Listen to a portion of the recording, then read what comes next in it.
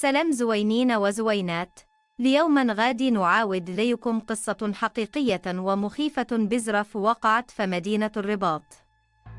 فنوفمبر 2025 عبد الرحيم رجع لداره فوقت متأخر حيت نسى دوسيه مهمة ديال الخدمة.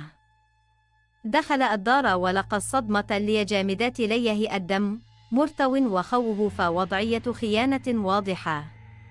عبد الرحيم فقد السيطرة، شد سكين المطبخ وضربهم بجوج حتى فارقوا الحياة فبلاصتهم. عبد الرحيم ما هربش، غسل يديه واتصل بالشرطة بنفسه وقال ليهم: جيوا قتلتهم.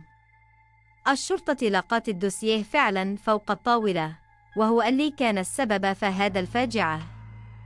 ففبراير 2026 المحكمة حكمت عليه بالإعدام شنقا. القتل كان بقسوة ووحشية رغم أن السبب كان هو الخيانة. هذه القضية بقت حديث الساعة في البيوت المغربية. واش كيبان ليكم حكم الإعدام عادل في هذه الحالة؟ قولوا لي رأيكم في الكومنتات. واش يستاهل ولا كان لازم يحكم بالمؤبد؟ ما تنساوش الاشتراك وتفعيل الجرس. نشوفكم قريب. سلام.